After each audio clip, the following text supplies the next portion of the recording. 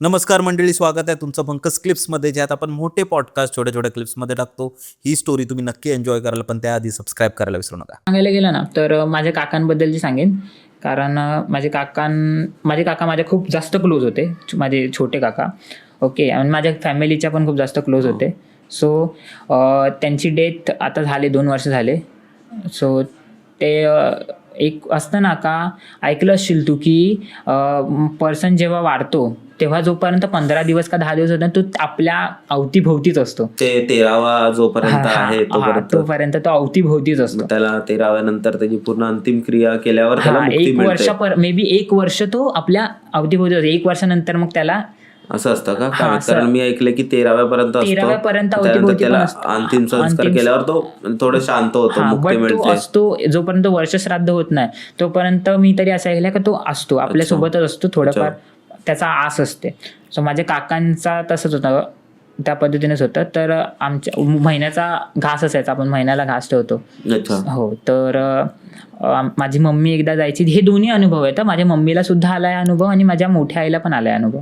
So त्यांनी alternative असं ठरवलेलं का ह्या मंथला तू जाऊ, ह्या मंथला आम्ही जाऊ, म्हणजे आपण तसं करू, कारण वेळ नसतो, प्रत्येकाला कामं असतात. सो तर माझी मोठी आई गेलेली तेव्हा ते बँडाचे घरं माहिती आहेत ना तुला, जरा छोटी छोटी असतात. हां, तर मग माझी मोठी आई गेलेली तिकडे. तर तेव्हा घरी कोणी नव्हतं आणि एक्झॅक्ट 2रा महिना होता वाटतं, वारून 2रा महिन्यात झालेला. घरात कोणीही नव्हतं आणि सगळे बाहेर गेलेले. माझी मोठी आई किचनमध्ये काम करत होती आणि तेव्हा तिला आवाज आला.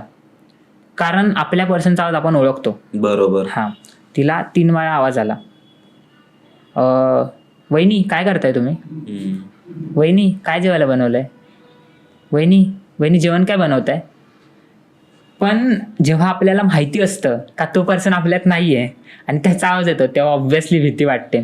तिला इतकी भीती वाटलेली ना, का लिटरली ती बोलते का माझे हातपाय कापत होते, इतकी मला भीती वाटत होती. कारण असं वाटत होतं का मी इथे काम करते आणि मला ते असं, म्हणजे आता इथे बाजूला समोरच्या इथे येऊन ते मला आवाज देत आहेत, काय विचारतायत, काय करतायत.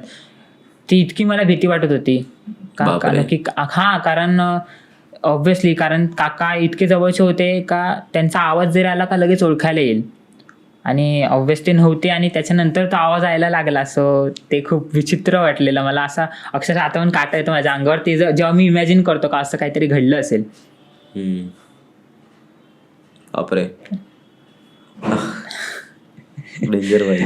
पण तेच आहे ना भाई, की माहिती नाही काय, कधी कधी भासही असू शकतो आपला, तेही असू शकतं. कारण पर्सन जातो ना, एक असंही वाटलं ना कधी कधी. कारण लहानपणी एकदा माझ्या बरोबर हे झालेलं की माझी मम्मी बाहेर गेलेली आणि मी 2रीला वगैरे असेल, खूप लहान होतो. तर माहिती आपली मम्मी बाहेर जायची तर मला लॉक लावून जायची. आपल्या इकडे मिडल क्लास घरांना 2 दरवाजे असतात, एक तो स्टीलचा दरवाजा असतो आणि एक आतला तो लाकडी दरवाजा असतो. तर ते बाहेरचा दरवाजा लॉक करून जायचे असं. तर दुपारची वेळ होती आणि सर्व झोपतात दुपारी वगैरे. तर मी असंच खेळता आणि मला मित्रांनी ना अशी गोष्ट सांगितलेली. तो म्हणजे माझं मित्राचं घर, म्हणजे माझं घर ह्या बिल्डिंगमध्ये आणि मग मित्राचं घर बाजूच्या बिल्डिंगमध्ये. आमच्या खिडकीतून आम्ही बोललाय, कोपऱ्यात ती खिडकी होती आणि माझी इथे होती. बोलला की इथे आहे ना आपल्या इकडे खिडकीच्या खाली तिथे एक पिंपळाचं झाड आहे, तिथे कोणतरी आहे. तर त्यांनी असं घुसावून ठेवलेलं रे डोक्यात. आणि एक दिवशी अचानक मम्मी काहीतरी मावशीकडे गेलेली दुपारी. तर ते लांब गेलेली, म्हणजे ती मावशी विरारला राहते, तर तिथे गेले तर 2-3 तास लागणार होते मम्मीला यायला. ते मस्त खेळता इथे गेलो, आपल्या खिडकीत गेलो आणि बसलोय मस्त. काय आता एकट्याला टीव्ही बघून बोर झालंय. तर अचानक माझ्या डोक्यात तो थॉट आला, अरे असा बोललेला हा. आणि माझी हळूहळू अशी फाटायला सुरुवात झाली. आणि मग मी इथे तिथे बघतोय, हळू घाम यायला लागला. मग मला ना असा आवाज यायला लागला की मला कोणतरी बोलवतोय, रिकी असा तिकडून कोपऱ्यातून बोलवतोय. आणि मला असं वाटतं कोपऱ्यातून. तर मी ना बाजूला माझ्या एक मावशीला, म्हणजे बाजूला पण आहेत ते मम्मीच्याच गावातले, तर ते आहेत. तर ते मी त्याला आवाज द्यायला लागलो की मावशी आवाज द्यायला लागलो, पण ती बाहेर नाही येत आहे. समोर एक मुलगा राहतो, पण मित्र होता माझा, रोहित करून. मी त्याला आवाज देतोय, तो पण बाहेर नाही येत आहे. मी जोरदार आवाज देतोय, अरे कोणी येत नाही, दुपारची वेळ आहे भाई. मग मी काय केलं, बाहेर निघालो. मी तो दरवाजा खोलला आपला आणि बाहेरचा लॉक, तर बाहेर पडू नाही शकत. तर मी फक्त आवाज देतोय समोर पॅसेजवर, तरीही कोण येत नाहीये. मग फायनली एक वर मुलगी राहायची, तर ती आली, येत होती वरती क्लासवरून वाटतं. मी तिला बोललो, तिला अशी चावी दिली आणि तिला बोललो दरवाजा उघड. मग मी मित्राकडे जाऊन बसलो, म्हणजे असं झालं. पण ते माहिती नाही किती खरं होतं, पण त्यावेळी माझी नाही, तो भास कंटिन्युअसली. आता नॉर्मलीच बघ, तू एखादी हॉरर मूवी बघ आणि खाली जा आणि वरती येताना बस, तुला असं वाटेल का अरे कोणतरी हाय पाठी, कोणतरी येते पाठी. ती नॉर्मली तुझे ते तुझा तो घरचा वॉकिंग, तुझा नॉर्मल रुटीन रूट आहे. बट त्या पर्टिक्युलर तू बघ आणि जा, तुला असं वाटेल अरे हाय काहीतरी, आता कोणतरी येईल समोर. ती भीती मनामध्ये असते, ती माइंड मध्ये ते सेट होतं, अरे कोणतरी असेल. बरोबर. त्यामुळे एक काही गोष्टी अशा असतात का त्या मनाच्या खेळ पण असू शकतात. तेच थ्रिल असतं ना भाई या गोष्टींमध्ये. तीच तर मजा असते. तुझ्या बरोबर असं कधी झालंय का की तुला असा काही एक्सपिरियन्स आलाय की जेव्हा तुला वाटलंय की अरे हे डेंजर आहे भाई, मूवी बघितल्यानंतर किंवा माझ्यासोबत असं इन्सिडेंट बोलशील तर मला मम्मीने सांगितलेलं. माझ्यासोबत असं झालं होतं का नाही मला आठवत नाही मला एक्झॅक्ट, बट माझ्या घरच्यांना आठवतं का मी मे बी वॉशरूम, आता इथे आपले सार्वजनिकच असायचे, आम्ही जिथे बँड्राला राहायचो तिकडे. सो तिथे मी एक्झॅक्टली तेव्हा मी तिकडे पडलेलो. आणि असं बोलतात पण का त्या पर्टिक्युलर ह्याच्यामध्ये वॉशरूमच्या इथे वगैरे असं पडलेलं चांगलं नसतं. चांगलं नसतं. सो कारण ते खूप असं ते बोलते निगेटिव्ह स्पिरिट्स. बरोबर. सो तिकडे पडलेलो आणि देन आफ्टर मग मी तेव्हा 4थीला होतो. ओके. सो मी आजारी पडलो, माझे एक्झाम्स वगैरे पण चालू होते आणि मी एक्झाम्स अगोदरच देऊन टाकलेल्या सगळ्या माझ्या ह्याच्यामुळे. त्यानंतर मी ॲडमिट वगैरे केलं, मी खूप आजारी पडलेलो. मग त्याच्यानंतर मग मावशीने वगैरे सगळं सांगितलं का असं असं झालं ह्याच्यासोबत. बट त्या पर्टिक्युलर पिरियडमध्ये ना मला घरचे सांगतात का मला ना घाण ही अजिबात आवडायची नाही. म्हणजे लिटरली ना मला सगळ्या गोष्टी स्वच्छ असं लागायच्या आणि मी सारखा ना थोड्या तरी दिवसांना हे घाण आहे, हे चांगलं नाही, तिकडे साफसफाई पाहिजे, हे घाण आहे, हे घाण आहे. घाण इज लाईक मला एक सगळीकडे एकदम साफसफाईच पाहिजे असायचे. थोडंफार जरी घाण असायची ना मी खूप जास्त चिडचिड करायचो आणि एकदम सारखं बोलायला लागायचो, ही घाण आहे, हे शी आहे, हे घाण आहे, मला नाही आवडत आहे, असं वागायचो. हे मला नाही आठवत आहे का मी असं करायचो. मी 4थीला होतो एक्झॅक्टली. बट मी अशा गोष्टी बोलायचो हे मलाच आठवत नाही. बट मला घरच्यांनीच सांगितलंय का हे तू असं पर्टिक्युलरली वागायचंस.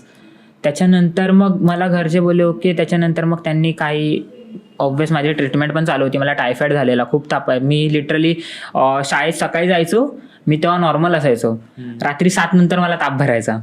डेंजर हे आठवतं मला, कारण 7 नंतर मला ताप भरायचा. कारण माझे मम्मी पप्पा बाहेर होते, मी इथे आजी आजोबांसोबत राहत होतो बँड्राला.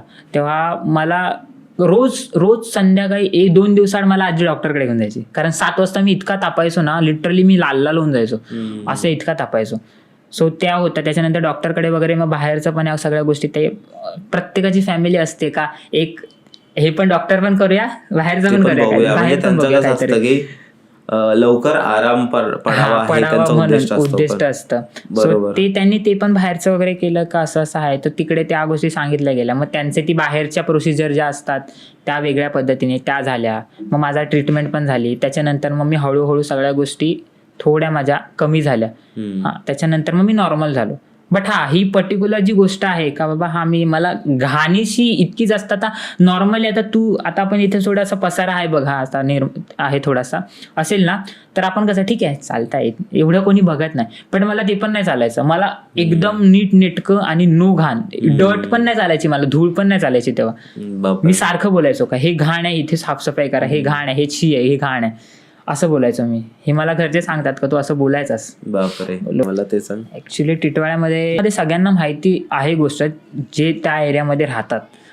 तर टिटवाळ्यामध्ये मंदिराची इथे एक बिल्डिंग आहे, सोसायटी आहे. सो त्या सोसायटीमध्ये ना एक फ्लॅट आहे, ज्या फ्लॅटमध्ये माहीत नाही तो पॉजेस्ट आहे का काय फ्लॅट आहे, बट तिथून ना त्यांच्या बेडरूममधून कंटिन्युअसली झोका हालायचा आवाज येत असतो. झोका हालायचा आणि लहान बाळ हसायचा आवाज येत असतो. ओके. तर मग ही स्टोरी अशी आहे का तिथे ना फॅमिली होती एक, त्यांना माहिती नव्हतं. तर त्यांनी ऑब्व्हियसली सगळं एखादा फ्लॅट विकत घ्यायचा, म्हणजे सगळं देऊन तो फ्लॅट बाय केलेला. तर मग त्यांनी तो बाय केल्यानंतर मग जेव्हा 1-2 दिवस झाले, सो तिथे ना त्यांना ते जाणवायला लागलं आणि त्याच्यानंतर रोज रात्रीचा त्यांच्या बेडरूममधून, ते हॉलमध्ये असतात, बेडरूममधून ना झोका हालायचा आणि लहान बाळ हसायचा आवाज यायचा. बेडरूममध्ये बसलेले जरी असले ना तरी यायचा तो आवाज यायचा. आणि नंतर मग त्यांनी तो जसं त्यांना जाणवलं, मग ते हॉलमध्ये बसायला लागले. हॉलमध्ये बसल्यावर पण तो बरोबर तेवढ्या टायमाला तो झोका हालायचा आणि बाळ हसायचा, एक लहान बाळ असतं ना तसा हसायचा, त्यांना आवाज यायला लागला. ते रोज रोज रोज रोज, पण ते काही करायचं नाही, असं नाही का बाबा त्रास द्यायचं, काहीच नाही. तेवढ्या पर्टिक्युलर पोर्शनला तो आवाज यायचा आणि मग तो तेवढ्या पर्टिक्युलर टायमाला बंद व्हायचा. हे त्यांना जाणवलं. त्याच्यानंतर मग त्यांनी ते बाहेर शेजारच्यांना वगैरे पण सांगितलं, त्यांना माहिती होतं. बट ज्यांनी त्यांना फ्लॅट विकत दिला त्यांनी त्यांना काही सांगितलंच नाही. सो त्यांनी पण तो ऐकला. घरच्या 2-3 जणांना त्यांनी बाहेरून बोलले, त्यांना पण ते जाणवलं का हा आवाज येतोय. बट ॲट द एंड अशा घरात नाही राहू शकत कोणी, ऑब्व्हियस गोष्ट आहे. सो तो नाहीच बंद झाला. ते किती पण नसेल त्रास देत असेल तरी सुद्धा तो बंद नाही झाला. मग त्याच्यानंतर मग त्यांनी तो फ्लॅटच सोडून दिला. पण ते राहिले तिथे 1 वर्ष त्यांनी त्याच फ्लॅटमध्ये काढला. बापरे. आवाजामध्ये ते बेडरूम मध्ये झोपायचे, बट तो आवाज कंटिन्युअसली त्यांना येत राहायचा.